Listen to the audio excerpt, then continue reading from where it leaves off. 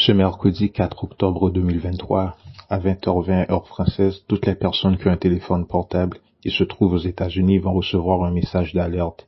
Il s'agit d'un test mené à l'échelle nationale par l'Agence fédérale de gestion des urgences, la FEMA en anglais. Ceci est un test du système national d'alerte d'urgence. Aucune action n'est nécessaire, précisera le message, selon un communiqué du département de la sécurité intérieure des États-Unis. Le message sera envoyé en anglais ou en espagnol, en fonction de la langue utilisée par le téléphone portable. Un message sera aussi diffusé sur l'ensemble des télévisions et des radios du pays, un moyen efficace pour alerter le public. L'objectif de ce test est de s'assurer que ce système est un moyen efficace pour alerter le public d'urgence et en particulier de celle au niveau national, ajoute le communiqué, qui précise que ce test est mené pour la deuxième fois sur tous les téléphones portables du pays.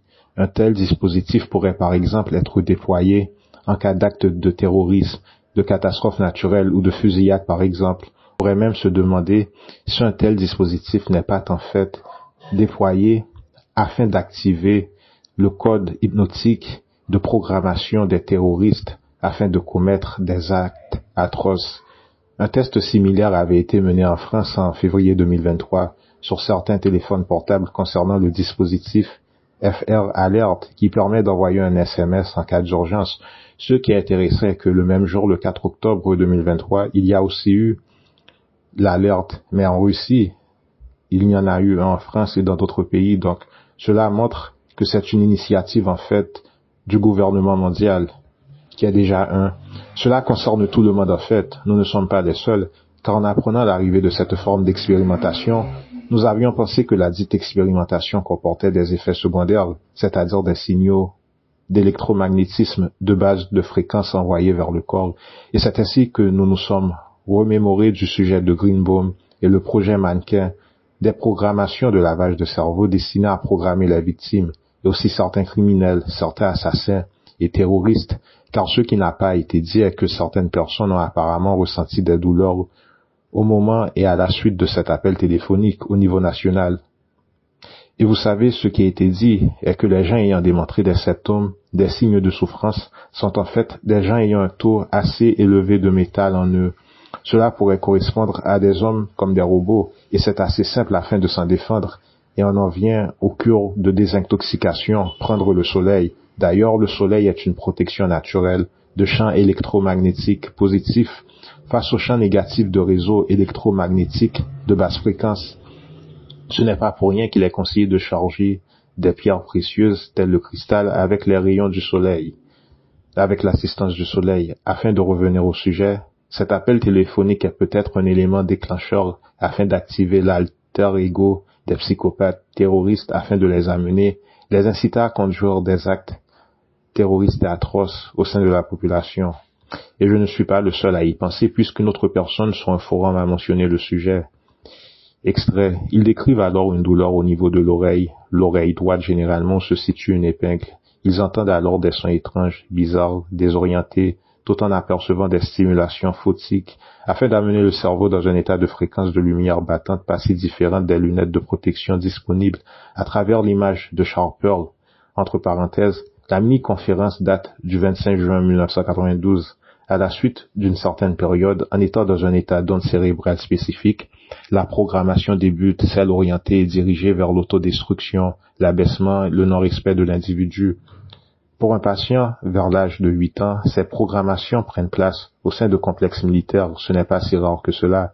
J'ai traité de nombreuses personnes impliquées dans des cas de projets de lavage de cerveau original ayant eu lieu au sein de réserves militaires et des connexions avec la CIA, programmées sous l'influence des drogues vers un certain d'onde cérébrale, vers un certain état d'onde cérébrale, et accompagné des bruits provenant d'une oreille et de voix parlant provenant de l'autre, habituellement la gauche, car associée avec l'hémisphère droite, la non dominante avec eux parlant, et devant concéder une attention extrême.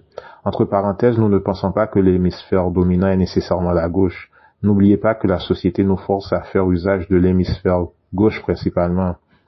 Êtes-vous au courant de l'effet Greenbaum, lui et ses expérimentations positives? Ce qui est révélé est factuel, je ne dirais pas correct, du moins la plupart des dires, pratiquement. La question est la suivante. Le type qui a tiré 3 professeurs de San Diego avant que ceux-ci ne lisent sa thèse, car il avait peur, est-il un sujet Greenboom? Correct.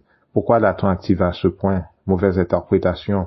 Ici, les victimes du programme Greenboom sont reprogrammées afin d'agir de façon incontrôlée à tout moment. D'autres plutôt, il y a certains défauts de fabrication. Et à titre d'information, le verre n'est qu'un alias, un pseudonyme pour une multitude de personnes engagées dans des efforts de lavage de cerveau, donc des composés de personnages. Assez surprenant, ARP est utilisé dans ces trucs car ARP est associé, que vous le sachiez ou pas, à la modification d'ondes cérébrales, bien que l'ARP possède un objectif primaire. La complexité de cette technologie permet aux entités y faisant usage de réaliser des trucs malsains assez divers et variés.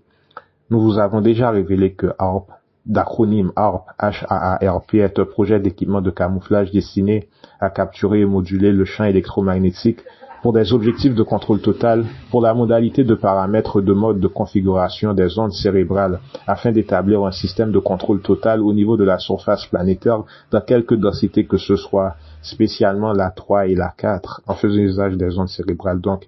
Et si ces objectifs de contrôle total se faisaient via un déclic, un appel téléphonique? Oh que oui. Le truc est que les attaques invisibles sont pratiquement impossibles à se défaire contre, à moins que vous ayez une grande perception et des capacités de technique de blocage mental. Quelles sont les modalités d'attaque des attaques invisibles? Vous pouvez être touché, étranglé par une main en apparence invisible, mais qui se ressent, sans pour autant que le perpétrateur se trouve dans votre chambre. Nombre de ces attaques ont lieu la nuit, lorsque vous dormez, et d'autres fois, le jour. Certaines fois, pas toujours, ces attaques sont perpétrées via des ondes électromagnétiques et avec l'assistance de projections mentales et physiques, sans que le protagoniste se trouve dans votre pièce, mais où vous êtes victime tout de même de cette forme de modalité d'attaque spécifique. Mais comment cela peut être possible? Disons qu'un champ de réseau électromagnétique est créé. Celui-ci est configuré de telle façon à s'ajuster à certaines caractéristiques. Ces caractéristiques comportent généralement un de ces sens ou plus. L'ouïe, l'odorat, le goût, le toucher, la vue.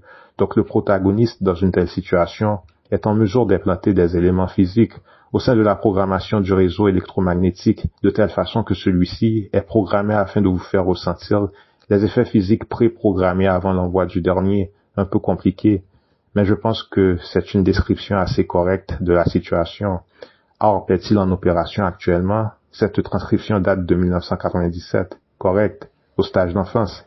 La répartition, la diffusion de ces tours de communication sont-elles l'équivalent de l'établissement du programme de l'ARP à un niveau continental, plus comme un système de sauvetage, de secours, de soutien et d'assistance, plus comme un système de sauvetage, de secours, de soutien et d'assistance.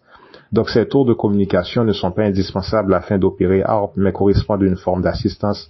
Ces tours servent des objectifs le double et latéraux. Les autorités régionales et locales le font afin de traquer des gens, entre autres. Certains gens sur le web m'ont demandé de vous poser la question au sujet d'ARP, un genre d'antenne. C'est un déguisement, un camouflage pour autre chose. Et qu'est-ce donc?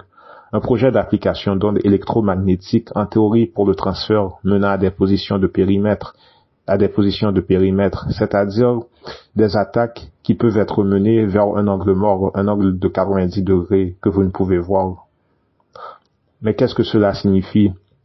S'il fait usage comme désigné, prévu, conçu et théorisé, cela permettra un contrôle invisible ainsi qu'une facilité de mouvement entre niveaux de densité aussi bien qu'au niveau de la surface terrestre que souterraine, qui est donc responsable de la construction, plus qu'une entité, quel groupe, Invelco en Fogies ainsi qu'Unicon et des intérêts banquiers. Donc ce ne sont que des compagnies de couverture et de camouflage, pratiquement. Donc les entités faisant usage de ARP utilisent-ils celui-ci afin de procéder à des programmations de rééducation, mais pas que. Un appel téléphonique est un déclic, quelque chose qui déclenche, et donc un appel téléphonique peut être mis en usage afin de comporter des codes de programmation hypnotique via les modalités de paramètres de configuration du champ de réseau électromagnétique. Extrait. Mon grand-père était impliqué dans l'intelligence navale lors de la Seconde Guerre mondiale. Il était également un haut placé dans le programme de loge maçonnique du Berkshire. Mon oncle était un opérateur en MI5, en logistique, et mon père un opérateur similaire, mais en MI6. Mon beau-père était un haut exécutif de métal d'aluminium High-Metz. Mon beau-père était un haut exécutif de métal d'aluminium High-Metz, aujourd'hui connu comme les services de métaux. Et qui sont les gens qui ont le plus été affectés par l'appel téléphonique? Ce sont les gens ayant un haut taux de métal en eux. Mon beau-père était un haut exécutif de métal d'aluminium High-Metz, aujourd'hui connu comme les services de métaux. Cette compagnie était basée en Newbury, juste vers le côté droit menant à L/499, une base militaire. Il effectuait aussi des essais génétiques dans certaines unités de base militaire. Il travaillait et était un haut exécutif de métal d'aluminium High-Metz. Il effectuait aussi des essais génétiques dans certaines unités de base militaire. Il travaillait notamment dans le contrat de défense avec le MOD et dans certaines régions souterraines au RAF. Tous ces emplacements sont connectés d'une façon ou d'une autre avec le projet Mannequin. La vraie raison est que le programme d'agents endormis fait usage de matériel électronique sophistiqué qui induit l'hypnose. Ces individus sont programmés par la NSA afin de réaliser des missions futuristes dictées par la NSA. Ceux-ci deviennent des tueurs à gages lorsque adultes. Les endormis sont des gens effectuant une grande variété de tâches préprogrammées avec certaines fois peu de conscience par rapport aux procédures médicales du projet Mannequin à cause des techniques avancées d'effaçage de la mémoire. Les intelligences de lavage de cerveau sont généralement des opérations multigénérationnelles, rendant celles-ci et les sujets facilement programmables, puisque la mémoire génétique et les procédures médicales facilitent cette programmation dans la lignée de patrimoine génétique. Des programmes spécifiques, lesquels contenant des instructions de tâches et même de capacités augmentées, sont installés au sein de la mémoire des victimes du projet Mannequin. Dans celui-ci, il vous a appris comment accéder aux capacités psychiques et comment étiqueter une chambre, une personne, un véhicule, mais aussi des techniques de combat avancées, contrôle de la foule, l'art de la guerre psychologique, des techniques de torture et d'interrogation. Ces informations sont contenues dans des compartiments dans mon cerveau et seuls les gardiens du projet en ont accès et peuvent faire revenir à la surface ces déclics, déclencheurs hypnotiques. Le cerveau est un receveur, un transmetteur de sons d'ondes. En fait, les pensées sont uniquement des ondes de son scalaire que la plupart des gens ne voient pas, bien que vraies. Et c'est pour cette raison que nous avons les télévisions, les téléphones, les télépathies. Ce qui suit est une procédure mise en usage par le projet Mannequin afin d'établir les tâches et télécharger les implants crâniaux au sein des victimes via les projets. C'est réalisé à travers un ordinateur AL/499, des tâches préprogrammées pour des endormis qui ont été installées dans des bases de sécurité digitale des années auparavant, puisque le projet a un plan de vie pour les individus afin de procéder à l'agenda. Cette information me fut offerte par un ancien membre de sécurité d'office de la zone AL/499. Une fois de plus, une base militaire 1. Base de sécurité trouve les numéros téléphoniques de sujets concernés. La base de sécurité trouve les numéros téléphoniques de sujets concernés. 2. Assumer que celui-ci réponde à l'appel.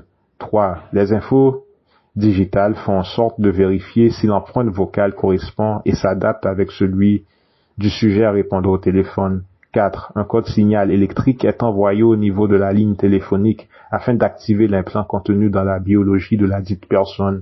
Un code de signal électrique est envoyé au niveau de la ligne téléphonique afin d'activer l'implant contenu dans la biologie de la dite personne, c'est-à-dire qui se branche avec la conscience de la personne.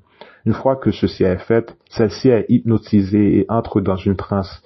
Un code est relayé à travers le téléphone. C'est un exemple de code Mannequin.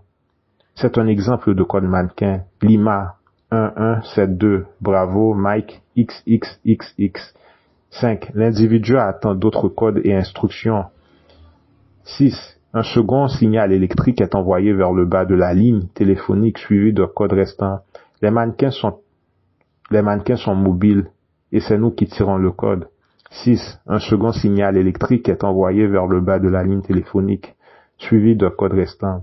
Les mannequins sont mobiles et c'est nous qui tirons le code. 7. L'individu est complètement prêt afin d'envoyer des informations et recevoir des détails reliés aux tâches. Suite à l'appel téléphonique, sur un appel téléphonique. Donc voilà ce que pourrait déceler l'appel téléphonique d'urgence nationale au niveau mondial. Extrait.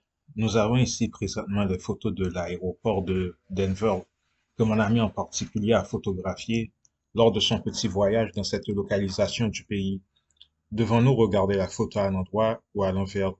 De ces deux façons, telles que mentionnées. Pouvez-vous nous offrir une interprétation de celle-ci? C'est le truc le plus étrange que j'ai vu. Alors attention, nous allons vous montrer les photos. C'est en fait trois photos, et ces photos sont utilisées afin d'effectuer des programmations de lavage de cerveau. Donc, en les regardant, vous devez faire attention, même si le degré de danger diminue, car maintenant, vous savez que ce sont des représentations de lavage de cerveau. Reprenons.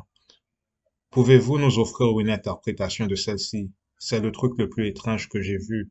C'est un rectagone. Qu'est-ce que c'est? Une photo réunissant de nombreux principes rectangulaires, façon, représentation, optique. Quel est donc le point? Si observé assez longtemps, les observateurs sont placés involontairement contre leur gré dans un état alpha. Entre extraits d'un autre extrait. A-t-il été enlevé depuis sa croissance? Probablement au niveau 3. Qu'est-ce que le niveau 3? Type d'abduction. Combien de niveaux et de types d'abduction existent-ils? 6. À quoi correspond le niveau 3? Conscience altérée à l'état d'alpha. Cela signifie la filtration de la mémoire. Pratiquement, en d'autres termes, observer d'autres choses que ce qui s'est réellement passé. Fin de cet extrait. Cette technique ne fonctionne pas totalement si vous avez vos dons en vous. J'en ai fait l'expérience. Revenons à l'extrait actuel. Très bien donc. Si vous vous trouvez en état alpha, quelle autre forme de message envoyé par la photo? Ce n'est pas le point. Quel est donc le point fondamental? Les victimes sont programmées au niveau de programmation d'ordre 1. L'échelle de la photo importe-t-elle? Cela fonctionne mieux lorsque l'individu en question regarde directement la muraille de l'aéroport dans ce même aéroport par rapport à la prise d'une photo de l'endroit exact de cette représentation. Dans ce centre de voyage se trouvent des facteurs et éléments magnétiques permettant l'établissement des conditions expliquées un peu plus tôt.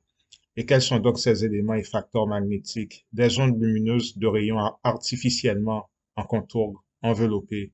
Et ces faisceaux lumineux ont des propriétés de magnétisme. Correct. Le magnétisme lui-même. L'état alpha produit par la longue observation de cette photo dure combien de temps? Indéfiniment. Combien de temps observer la photo avant de tomber sous les effets de celle-ci? Chaque individu répond différemment.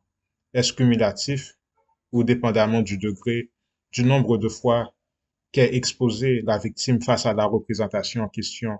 Négatif. Lorsque vous dites indéfiniment, voulez-vous dire que cela varie d'individu en individu? Indéfiniment car le programme conséquent est le facteur déterminant.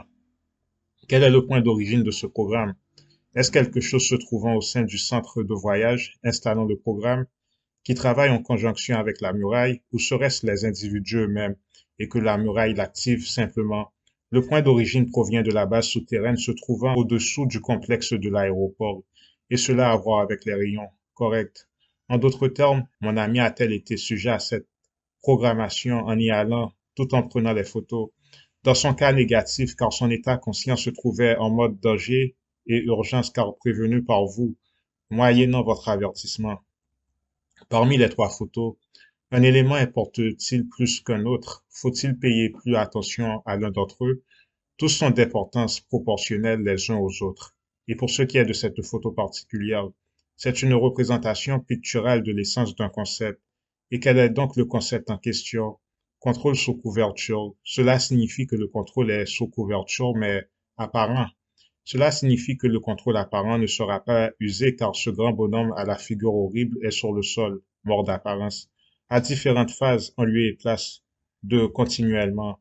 C'est pourquoi il vous serait préférable d'étudier discrètement les principes maçonniques. Participez-vous à ces programmations, vous et d'autres groupes de nature service pour autrui. Il n'existe aucun besoin pour nous de prendre part à ces projets. Et pourquoi cela? Car nous ne violons en aucun cas le principe du libre arbitre. Ce sont les êtres de densité 3 et 4, d'orientation négative prenant part à cela. Exact, mais ceux de niveau 4 principalement.